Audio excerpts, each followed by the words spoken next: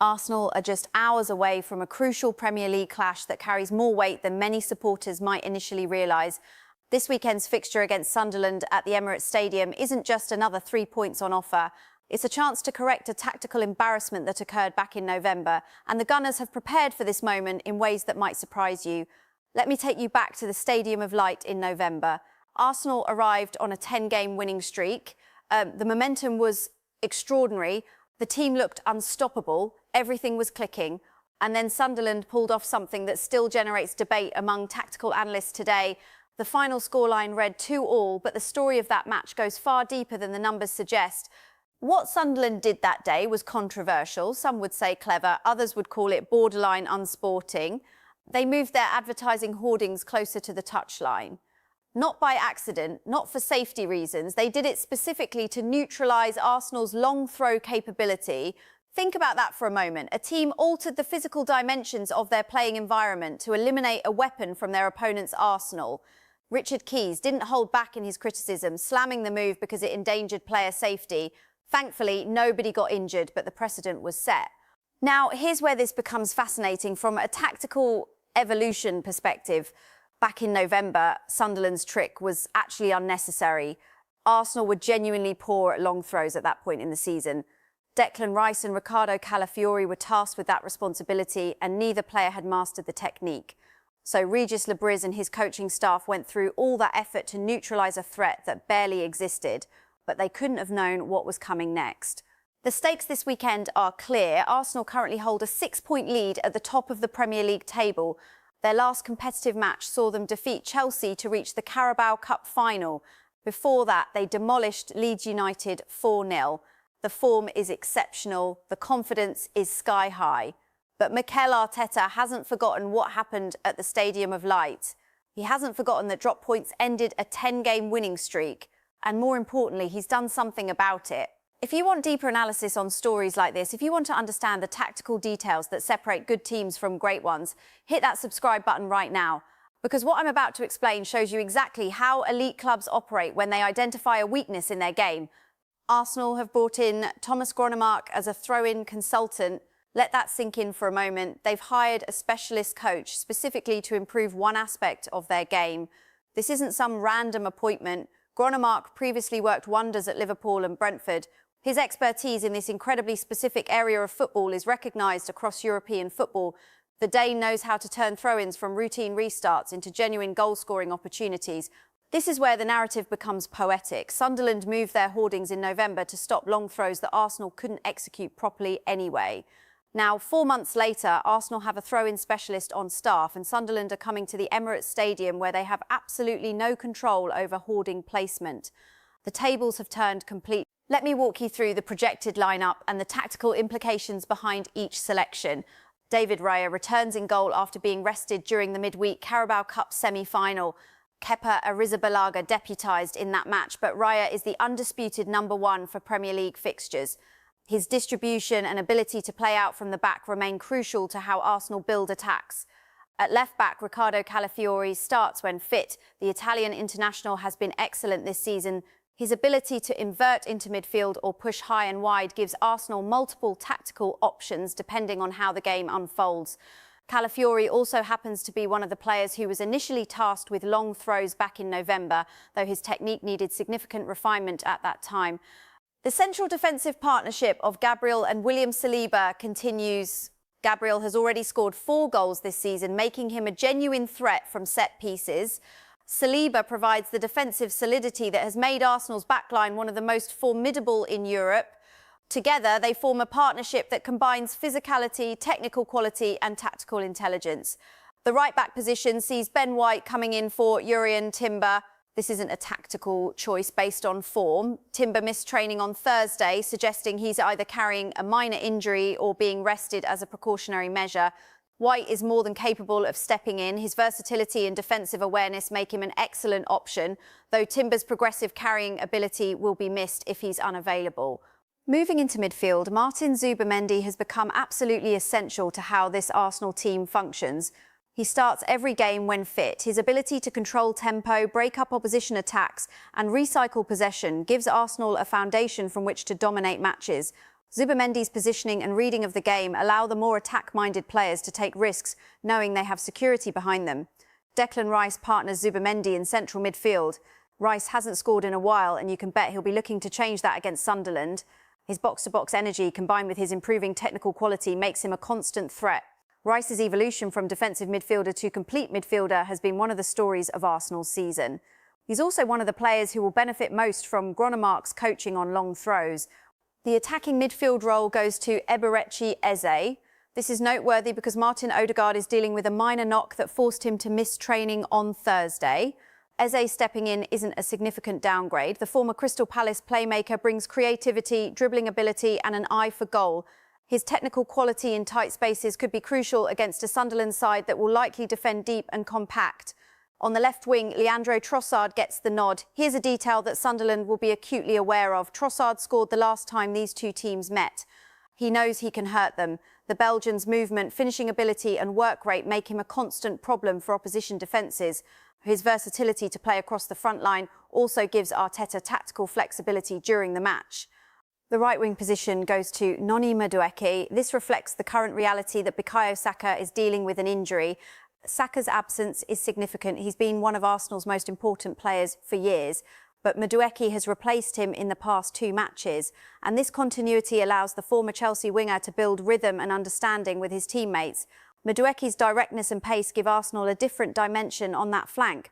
Leading the line is Kai Havertz. The German scored the winning goal against Chelsea in midweek, and that form earns him the start ahead of Victor Gyökeres. Havertz's movement, link-up play and ability to drop deep or run in behind give Arsenal tactical variety in how they construct attacks. His recent goal-scoring form also means Sunderland's defenders can't afford to lose concentration around him. Now let's talk about what Sunderland are walking into. They've had a fantastic season, 8th in the Premier League table, a genuine chance of European qualification. Regis Lebris deserves enormous credit for the work he's done since taking charge. But coming to the Emirates Stadium in this form against this Arsenal team presents a completely different challenge than hosting them at the Stadium of Light. At home in November, Sunderland controlled elements of their environment. They moved the hoardings, they had the crowd behind them. They scored a 94th minute equalizer through Brian Brobby to salvage a draw. That kind of late drama, that kind of resilience can only happen when you have home advantage and the momentum of your supporters pushing you forward. This weekend, none of those advantages exist. The hoardings at the Emirates will be positioned wherever Arsenal want them. The crowd will be hostile, the pressure will be relentless. And if Arsenal have indeed improved their long throw execution under Gronemark's guidance, Sunderland face a weapon they successfully neutralised 4 months ago but can do nothing about this time. The tactical battle will be fascinating to watch. Sunderland will likely set up in a compact defensive shape, looking to frustrate Arsenal and hit on the counter-attack. Lebris is too smart to come to the Emirates and try to go toe-to-toe with a team that holds a 6-point lead at the top of the table. His game plan will prioritise defensive organisation, limiting space between the lines and making Arsenal work incredibly hard for every chance they create. Arsenal, for their part, will need patience. Sunderland won't be easy to break down. The Black Cats have earned their 8th place position through solid defensive work and tactical discipline. If Arsenal force things, if they become frustrated, if they start taking unnecessary risks, that's when Sunderland can hurt them on transitions. This is where Arteta's tactical acumen becomes crucial. He's learnt from that November draw. His team dropped points when they were on a 10-game winning streak. They've only lost 2 matches since then, showing incredible resilience and character. But those dropped points at Sunderland could have derailed their entire season if the team had responded poorly. Instead, Arsenal have become favourites to win every competition they're competing in. The throw-in element adds an intriguing subplot. If Arsenal do manage to score from a long throw, if Gronemark's coaching pays immediate dividends, it would be poetic justice for what happened in November.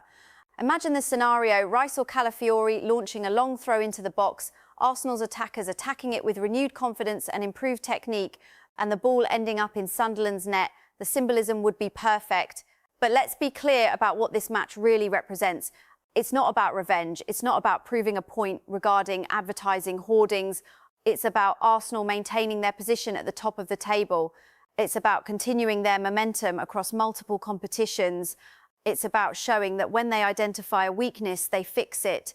And it's about securing 3 points against a team that has already taken points off them this season. Sunderland will arrive at the Emirates with confidence. They know they've already managed a result against this Arsenal team.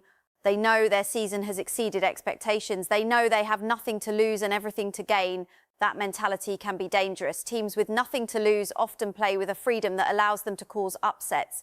Arsenal must guard against complacency. Yes, they're in better form. Yes, they're at home. Yes, they've addressed some of the weaknesses that existed in November. But football doesn't care about form guides or tactical preparations if the intensity and focus aren't there from the first whistle. The injury situation adds another layer of complexity. Saka, Odegaard and Timber all missed training on Thursday. Saka is definitely out based on the projected lineup. Odegaard's situation appears to be minor, given Eze is starting rather than this being described as a long-term absence. Timber's situation seems precautionary, with White a capable replacement. These absences would be concerning for most teams. For Arsenal, they're tests of squad depth. Can Eze replicate Odegaard's creative influence?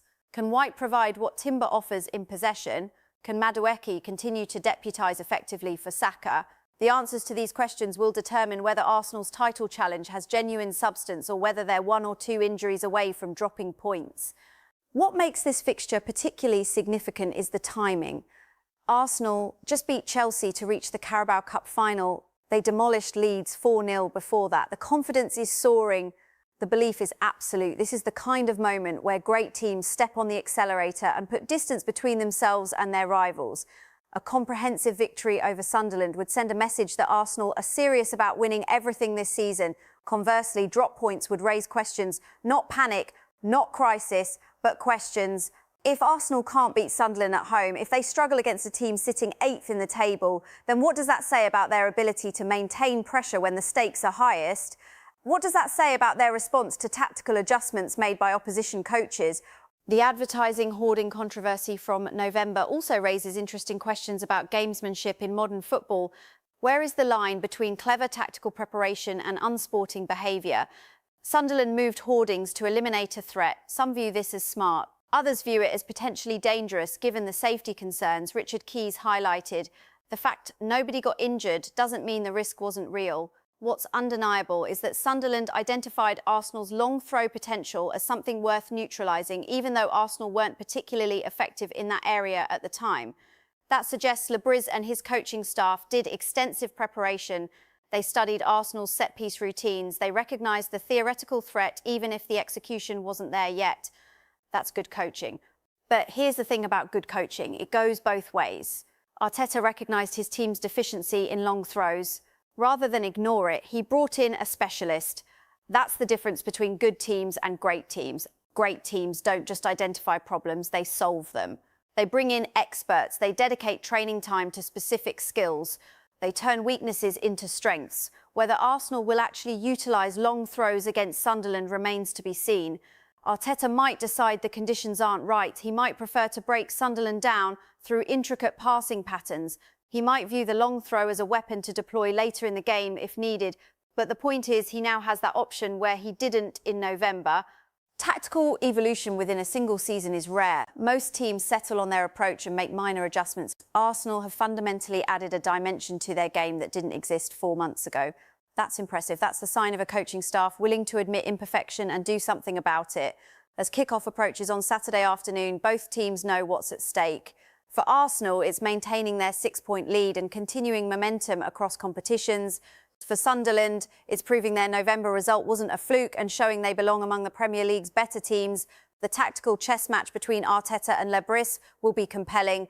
Both managers have proven their quality this season.